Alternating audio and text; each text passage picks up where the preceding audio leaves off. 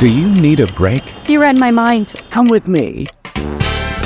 It is time for your weekly appointment with Father Roderick. I'm a priest and I'm a geek. I love to talk with you about anything that is break related, anything you do in your spare time when you don't have to work, when you don't have to, do the dishes and fold the laundry.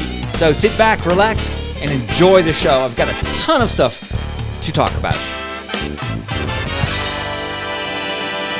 This episode is brought to you thanks to my patrons. If you go to patreon.com/Father Roderick, you can see lots of ways in which you can support the work that I do. So thank you to all of you who are already supporting me. By the way, for my patrons, very soon I have a special surprise. I wrote a book, and I wrote it in just 3 days. I'm not kidding you. I have a full book. It's called Lent for Little Folk, and it is about Lent and the Lord of the Rings. Two of my favorite topics. And I explain in The Walk, my other podcast, what my whole work process was for writing this book in just 3 days. I finished it yesterday. I'm currently proofreading it, and I'm going to package it and wrap it into a ebook wrapper probably tonight or otherwise tomorrow morning, and it will be available right after that. So the way I wrote this book is actually, or the way I keep myself focused is by using a very old trick, and that is to reward myself after completing each page. I always need a little carrot dangling in front of me. And so since I really wanted I only have a limited amount of time to do a project like this. So in order to keep me focused for 3 days in a row, I used my secret weapon. It's here in this plastic container. Not sure if you can hear it. And it's actually something I shouldn't use in this time of Lent, because it is actually a whole collection of beautiful, delicious, jelly beans. I so love jelly beans. That is a type of sweet or candy that we actually don't really we're familiar with here in the Netherlands. I actually only discovered jelly beans thanks to the Harry Potter movies. And Harry Potter, if you remember, at the end of the first Harry Potter movie, Harry is in the hospital and he's visited by Dumbledore, and he discovers these magical jelly beans, and he picks one, and apparently these magical jelly beans have all sorts of weird flavors. You have the traditional ones, but some of them are just disgusting, and so he takes one, and he tastes, and so, alas, what was it? Earwax. And I was like, ooh, how can you possibly eat that? This one, by the way, is not earwax. Then I got curious, and I discovered actually they started to sell these jelly beans in the supermarkets over here, but it's still very expensive because they were imported from the Netherlands. But since about 2 years, the Lidl and some other supermarkets actually have jelly beans, very affordable ones. So this is my secret weapon to write pages. Every time I finish a page, I get to eat one jelly bean. And they have all sorts of different colors and flavors. I really like the citrusy ones, the pineapple, orange, raspberries, all those flavors. I really like them. I don't care that much for stuff like coconut or just all the too overly sweet ones. But of course, I cannot recommend this to the very pious among you, because we're actually not supposed to eat candy, right, during Lent. But I'm telling myself this is for the greater good. I'm writing a book about Lent. I need to get motivated. I cannot reward myself with, like, okay, when you're done writing this page, you can pray a decade of the rosary. I'm just not that holy. It just I need something simple like jelly beans. But it did work. I was able to finish. So what's the book about? It's actually 40 reflections, you could say, about important moments of the journey of Frodo and Bilbo in Middle-earth. And I connect the events in the book to things that sometimes it's stuff we struggle with, sometimes it's a challenge, it's something you can do every day for Lent for 40 days. and I encourage my readers to write their own Red Book of Westmarch. You know, the book that Bilbo and Frodo write in, and later on is passed on to Samwise, who continues to write down all the stories and experiences that Bilbo and Frodo have had, and he, of course, as well. He adds his own poems. I think the whole book about Bombadil was written by Samwise, according to the lore. So anyway, I encourage my readers to do the same, writing every day a little bit about what they do for Lent that particular day.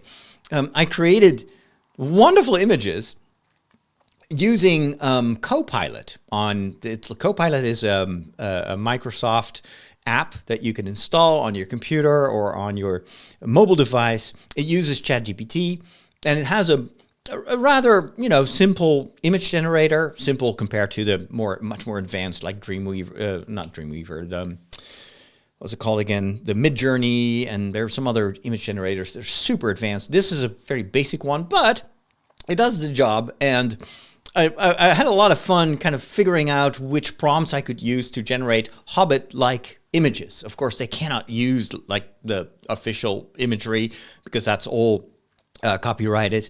But I made images that evoke the Lord of the Rings. It was a ton of fun.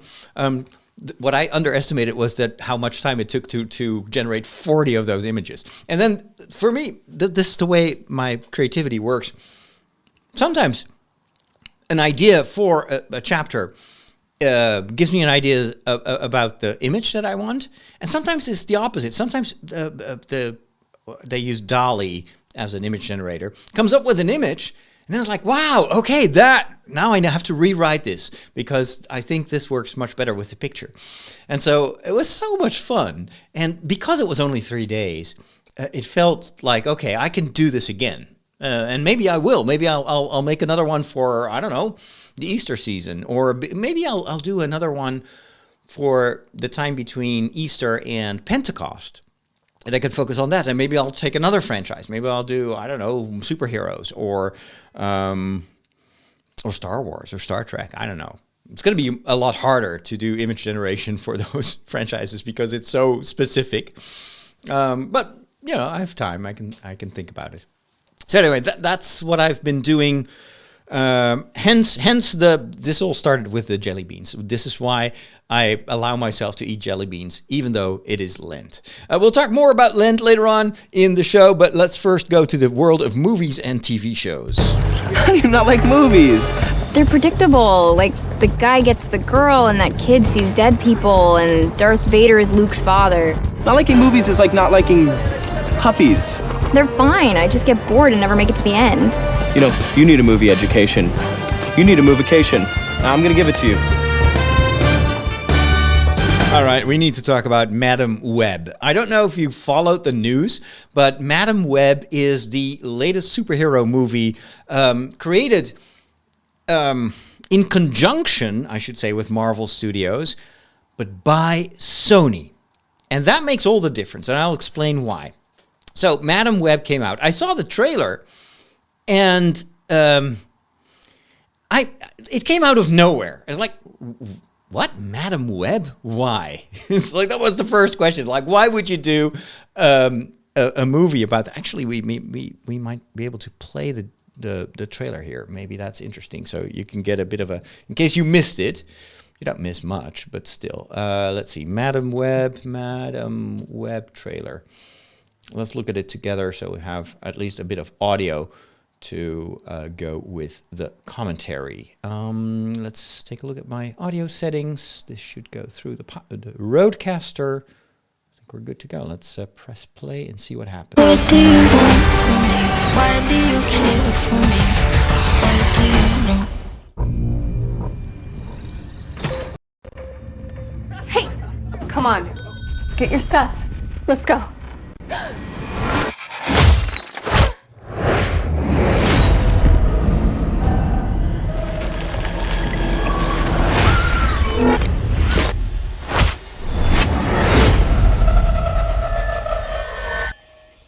Let's try that again.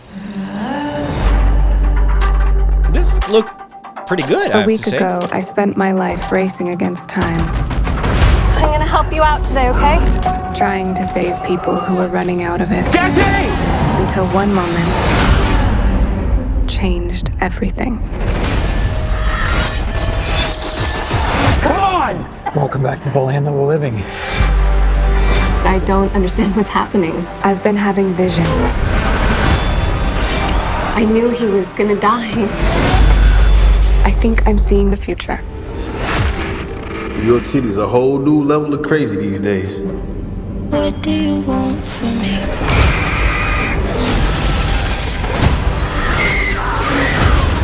What do you want? New York City's a whole new level of crazy these days. This is an emergency. Get off the train. That man's trying to kill you. What? Who are you? What is going on? I can see the future. Oh, what the hell? She didn't see that coming? That's not how it works. I've seen that man before. So who is he? Ezekiel Sims. He was in the Amazon with my mom when she was researching spiders right before she died. Wait, I recognize you. You live in my building. You're the paramedic. Yeah, you almost ran me over.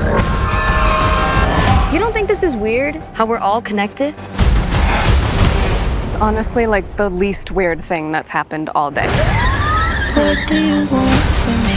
I have no idea what those girls are coming. Why don't you want from me? I think he can see into the future. What are you wondering? He's trying to change what happens. Julia, get down! Why aren't you scared of me? Why do you care for me? Your future was almost so different. Where do we go? If you want to live, you have to trust me. Get ready. Now!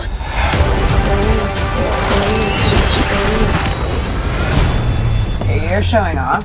Maybe a little. You know, I saw this trailer and I was like, wow, that's actually pretty cool. I have never, ever heard of Madame Web.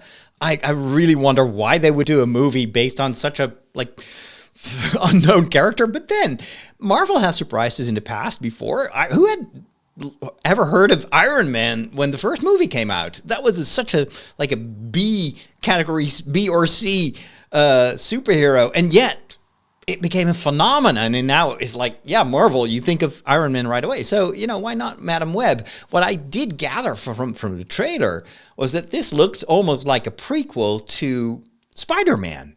Madame Web. It's like, hey, maybe they're going to explain where Spider-Man came from, or somehow this is related. Plus, I always like this kind of time stuff. When someone is able to see the future, there's so many things you can do with that premise. And there were a few moments in the trailer where you see the three girls that Madame Web, I don't know what her name is in real life, or, well, in the fictional world, but when she meets these three girls, at one point they all, you see them all in superhero costumes, and that looks really cool. So I was intrigued. I was really intrigued. So this was one of those movies where I felt like, oh, maybe Sony is finally getting it, because not all of their superhero movies were that good. Think of, was it Mobius? I never know how to pronounce that name. Mobius? Actually, now that I think of it, I've never tried to pronounce it. Apparently, it was a disaster. It was such a horrible movie. And even their Spider-Man movies were kind of so-so. Of course, their biggest success lately with superheroes was the the multiverse, the Spider, what's the name? Anyway, the animated Spider-Man movies. Those were really good. But this one is like, okay, maybe worth my time. But thankfully, I was warned by so many reviewers. The first started to pop up on TikTok, and then I saw some reviews on YouTube. I listened to a number of podcasters that went and saw the movie. And apparently this movie is a total disaster. And the biggest complaint that people have is that the trailer sets expectations at a pretty reasonable level, only to not at all deliver on those promises. The trailer is deceptive. These superhero costumes of the girls, they're only visible for 30 seconds. And it's even in a very convoluted, they integrate that in a convoluted way, which is nothing like what the trailer promises. You can tell, now that I know that the movie's actually pretty bad and a lot of the acting is terrible. Well, the acting, they do what they can with a terrible script, but the dialogue is cringeworthy. You can tell by rewatching the trailer that actually the delivery of the lines is in general very flat. There was this one villain, actually who looks very cool in the trailer, almost like a precursor to Spider-Man. Almost all his lines were dubbed, were changed, and they used ADR, like a voiceover, to try to replace the original dialogue, whatever it was, with new dialogue. But they didn't bother to actually match it with the movements of the mouth of the actor, so it looks so terrible. And you wonder how a multi-billion company like Sony is delivering such a clunker. And is putting so much money. I think the movie itself cost about $80 million to film, but of course you have to double that budget with all the cost for marketing, etc., and distribution. And it didn't do very well in the first weekend that the movie opened. This opened at Valentine, so you'd say that is a pretty good moment to start with a movie, because it's maybe it's one of those superhero movies that you actually might want to see with as a couple. But I guess the word of mouth spread really fast, so the movie didn't do well at the box office. I wonder if they will even make their money back. But it's so strange. Like, how can Sony mess this up? How can you? I mean, mediocre superhero movies, sure. We got plenty of those. In fact, it's a bit of an enigma to me how many of these superhero movies are still slated for future release, seeing that almost all these superhero movies that we've had over the past 2 years have been disasters at the box office. Why do they keep trying when it's clear that the audience wants something else? But so mediocre superhero movies, okay, Marvel has. Sometimes movies are a bit flawed. I reviewed the Marvels last week, and I really liked Guardians of the Galaxy 3. The Marvels I thought was okay. It's definitely happy that I didn't go to the movie theater because, it's okay for streaming, but I would have been very disappointed if I'd seen that one in theater. But Madam Web is of an entire different category. I've heard multiple reviewers saying that this was not only the worst superhero movie that they ever saw. No, it was the worst movie they ever saw. That is quite an accomplishment. And maybe, who knows, this might actually help the movie. Because now people are curious, like, can it really be this bad? I was one of those people. I was actually, when I read a few of those reviews, I was like, this might actually be fun to go watch this movie, because I cannot imagine that it is so bad. How can it be so bad? The trailer looks good. It looks pretty decent. Is it really this bad? Or is that just, one of these things that sometimes happen where everybody starts to pile on? There were lots of people who said that the Star Wars sequels were total rubbish and worst movies ever. I like those movies. I like them a lot. But after I haven't seen a single review that was even remotely positive about this. So why does Sony still make a movie like Madam Web? Well, all has to do with money, as always, and with the copyrights, the rights to use that particular part of the Marvel franchise. As you know, in the past, Marvel has sold a lot of its superheroes to other studios. Back then, Marvel was not the phenomenon that it is today, and now they've been trying to get those superheroes back. But Sony still has the right to a number of these superheroes, the major one, of course, being Spider-Man.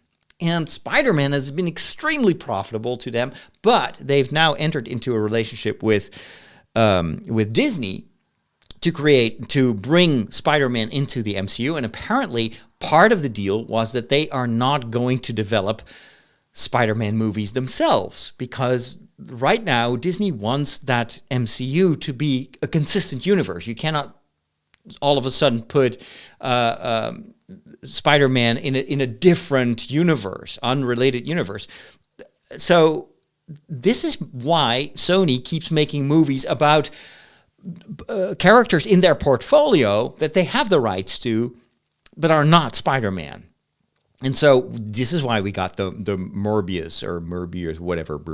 I still haven't watched that movie. Apparently it's terrible. This is why we got the Venom series. Now, a lot of people like Venom.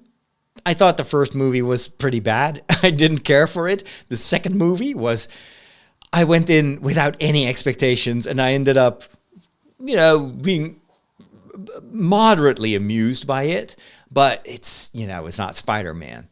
And now we got Madam Web, and it's this disaster. So apparently this all has to do with this is part of the deal. They have to produce a movie based on this kind of Spider-Man portfolio every once in a while. If they don't, the rights revert back to Marvel, I guess. And so this is why they make movies like Madam Web. What baffles me is that they don't even try to do a good job. They don't even try to make their money back. Apparently, they make so much money with the Spider-Verse stuff, the animated movies, that they don't care if Madam Web works or not. They hired the same people that made Morbius, Murph. I give up on that movie. What is it called?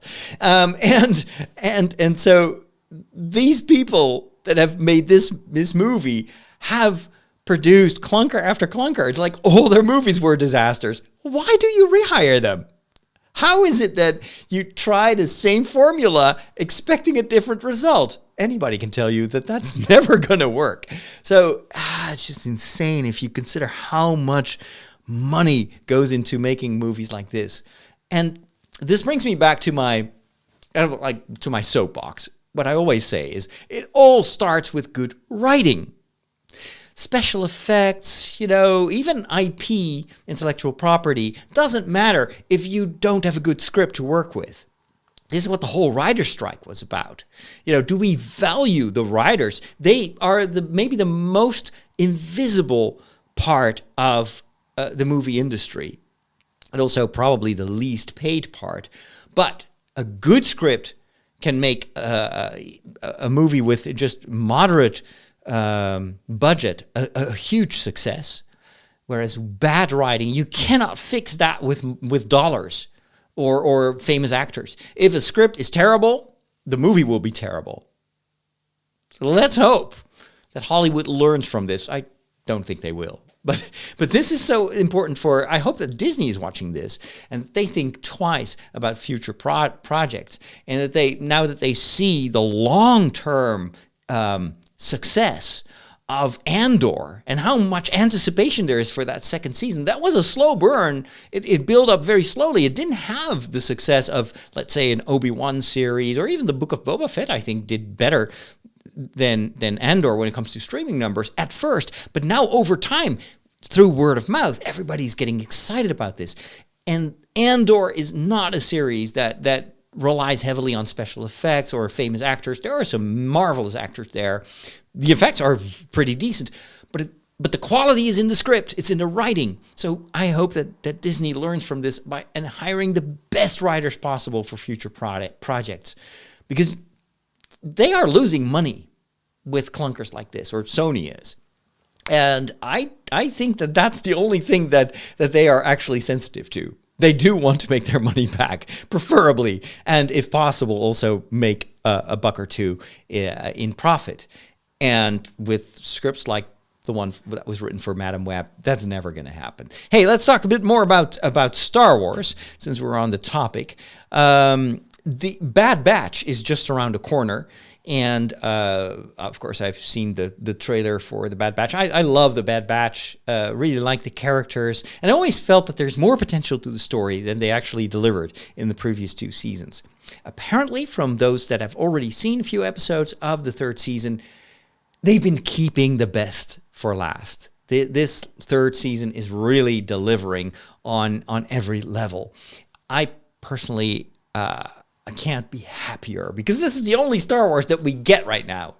We don't know yet when the Acolyte is coming to Disney Plus. I can't wait. Hopefully that we'll soon get a trailer. There is actually already a trailer that people have seen at the Star Wars Celebration more than a year ago. Well, not more, almost a year ago. A very, very select number of Star Wars fans have seen the Acolyte trailer, and everyone I spoke to during the Star Wars Celebration told me it was amazing. They never released it. Why? I don't know. But I can't wait to actually see it for myself. And I hope that series is going to deliver. But so far, we only have, little bits of news here and there. So I'm very happy that Bad Batch will bring Star Wars back in my life on a weekly basis. And I'm even considering doing like weekly reviews or something like that. I had so much fun doing that for the Book of Boba Fett and Obi-Wan, and I just never was able to do it for Andor. So maybe that's something I will do for the Bad Batch.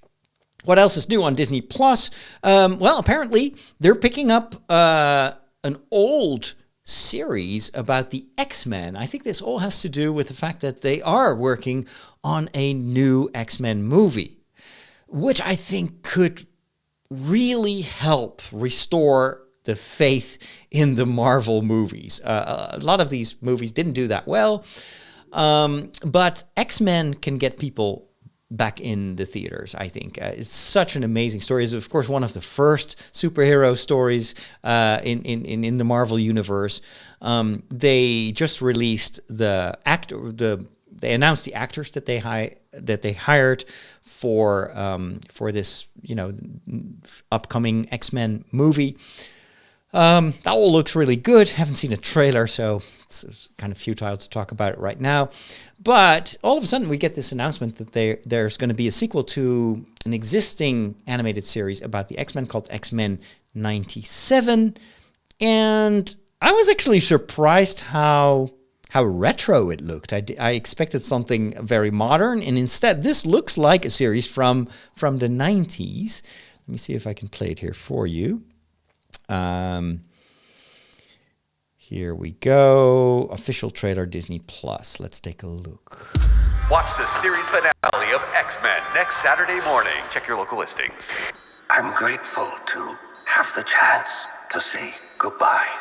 I am proud of you all. This looks so old. X-Men. Fate lies in our hands now.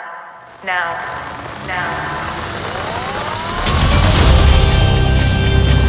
At least this audio quality got an upgrade. We have to stay vigilant. The professor entrusted us with his dream. No matter how dark it is, we must believe in each other.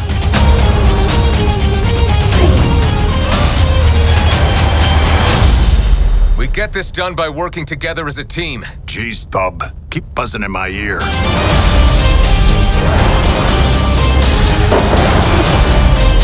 X-Men return this March in all new episodes. Heads up!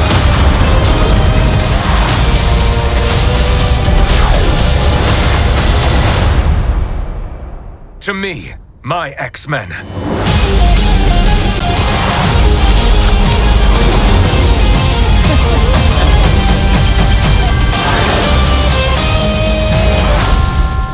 Magneto. The last will and testament of Charles Xavier. Everything he built now belongs to me. I don't know. For some reason, this strikes me as extremely retro. The colors are garish. The characters look like the way they looked in the 90s. It sounds a lot better. I have to admit that. But I didn't see this coming. I didn't know. I'm not that much into the animated part of the Marvel Universe, but I'm definitely going to check this out. And maybe I'll also check out the original series to which this is a sequel. This is also, of course, a prelude to the Wolverine Deadpool movie that is slated for release this year, and which apparently is so good, and this is just a rumor, that Kevin Feige has now realized that, well, maybe you want to bring these two guys into the upcoming Avengers movie. There's going to be another Avengers movie, and at first, this was going to be like a one-time occasion, because Hugh Jackman had indicated in the past that he didn't want to play Wolverine anymore.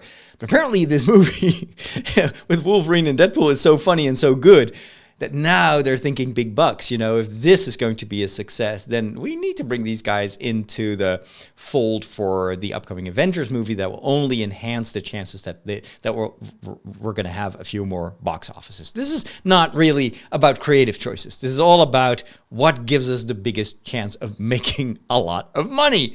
That's unfortunately all that these companies are about right now. So, yeah, very, very cool.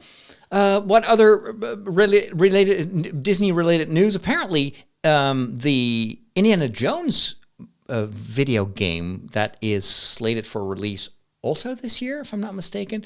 We've seen the trailer for that. I wasn't very positive about it. I didn't think it looked very good, but it's going to be free for Game Pass holders, which I am. They're now considering bringing it also to the PlayStation, which I think is a very smart move.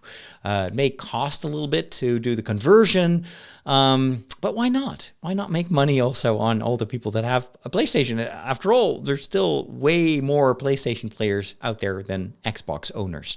So, yeah, hopefully this will be... Oh, there was some more Star Wars-related video game news. Apparently, they are currently in the first stages of developing a first-person video game based on The Mandalorian. How cool is that? How amazing is that? It's not going to be here this year nor next year. It's probably somewhere in 2026. You know, by accident, also the year that we will get the Mandalorian and Grogu movie. So, yeah, I can see why they are going to develop a video game to be released in conjunction probably with the movie. Very, very smart. But good news. I love what they did with Star Wars video games in the past few years. The Fallen Jedi, Fallen Order series has been amazing. And so I can't wait to see that first person, well, it's probably going to be a first person shooter. But yeah, good times for fans of Star Wars. Gosh, what else can I talk about? I still have some topics slated for the premium version of this show that I make available to all my patrons. So take a look at patreon.com/Father Roderick if you want to hear an extra chunky show. I've started watching Kong vs. Godzilla. I think that's the title of the movie. It's in 3D. I'm watching it on my old 3D television, which I hope will never break down because it's the only way for me to watch 3D movies. And I was actually quite enjoying it, but I've only seen the first 15 minutes of that movie. Once I finished it watching, I'm actually planning on watching all the Godzilla movies and the King Kong movies that I missed in the previous years because I really love that whole franchise. So, yeah, it's pretty cool. What else can we talk about? Oh, yeah, books. Let's talk books. Ah, yes. No, this is my Star Wars trailer. Where's my books trailer? I don't have a books trailer. It's not that one. Why are you wearing glasses? There we go. Reading. Reading? Mm-hmm. I didn't know you could read. Just a few more things to wrap up the show. So I've been reading a comic book about Captain Rambeau. And that's because I watched the Marvels movie, the Marvels, right? And I realized that I was familiar with Captain Marvel and Miss Marvel, but Captain Rambeau, I only knew her from the series about WandaVision. But apparently she actually does have a number of comics series that are dedicated to her. So I'm currently reading one where she looks exactly like, at least the costume looks identical to the one that we saw in the movies, and it's a pretty decent story. So she is she's very overworked at one point, and then even her parents are very demanding, and she just flies into space just to catch some air. I don't think space is probably the best choice. If you want to catch some air, don't go into a vacuum. But then she wakes up on a ship, on a boat, and she's like, how do I got here? And then she sees a meteor coming from the sky, and she tries to destroy it to save the city, and then she gets gobbled up by the meteor. And then the meteor plunges into the sea, and then she wakes up again, and all of a sudden she's saved by some person, like a non-binary kind of mysterious, I don't know if it's a villain or a superhero, but it's this non-binary entity. And she is like, what is going on? I'm being manipulated. And all of a sudden, apparently Captain Rambeau at one point in her history had been the leader of the Avengers. And all of a sudden she's joined by the Avengers, but not the current Avengers, but the Avengers as they were years ago when she was leading the pack. And so apparently this non-binary entity is a bit like Q, like messing around with space and time, and of course the big question is what's going on? What is real and what is not real? And I have to say it's a very, very interesting story, very intriguing. I haven't finished it yet, but I'm actually really enjoying it. So I'm reading this on the Marvel Ultimate, I think that's what it's called, app that I have a subscription to, and it's a lot of fun. So this is how the movie actually made me discover a whole new part of the comic book universe. I also continued reading The Golden Sun. That's book 4 in the Red Rising series. And you know what? What really helped me is a podcast. One of the issues that I have with the Red Rising books is so much is happening. There's so many characters. And I kind of like really force myself to keep reading, even though there are parts of the story that are like, I don't remember who this guy was and what happened in the past. There's just so much action, so many people in this series that I kind of lose track. But if I just keep reading, it kind of works in a certain way. The 4th book is particularly difficult because it changes perspective. There are like 4 or 5 different first-person perspectives in the way the book is written. And I thought I was the only one struggling with this, but now I'm listening to this podcast, and they do actually very kind of close reading reviews. They have a panel. I think this is also a YouTube production where they read like 15, 17 chapters of the book, and then they talk about it in a panel, which is a really nice way, I think, to, regurgitate contents of a book. And so I'm now listening to the episodes about the first 3 books, and it's so helpful because it brings back. I was like, oh, so that was what was going on. Can't speak anymore. Need to start wrapping up. But anyway, it just helps me to bring back a lot of the characters and the stories that I'd forgotten about, and so that definitely helps me to better situate the story of the 4th book. But this is a series that I really enjoy, but it's also a series that I know at one point I will need to go back and just reread. The same is true for The Wheel of Time. So many characters, so many events. The television series is super helpful to kind of like almost give me like a summary of the important events. So now I'm starting to read the 4th book in the series, which hasn't been turned into a TV series yet. It's not part of the series. I think the first two seasons only cover the first 3 books, if I'm not mistaken. Anyway, I need to pick that up as well. But a little bit of help from other media like podcasts or a TV show, for me at least, really, really helps me to keep going, to keep reading. Your mileage may vary, but that's just the way my brain works. Hey, thank you so much for listening to this episode of The Break. Again, if you want to listen to the premium version of the show, just take a look at my website. Soon to be, of course, a whole new experience, a new website. Still developing it on my end. And then at one point, we'll probably switch everything over. We've already moved over the podcasts. So right now, all the podcasts are hosted on the Kajabi service. This is true for The Break, The Walk, and The Catholic Insider.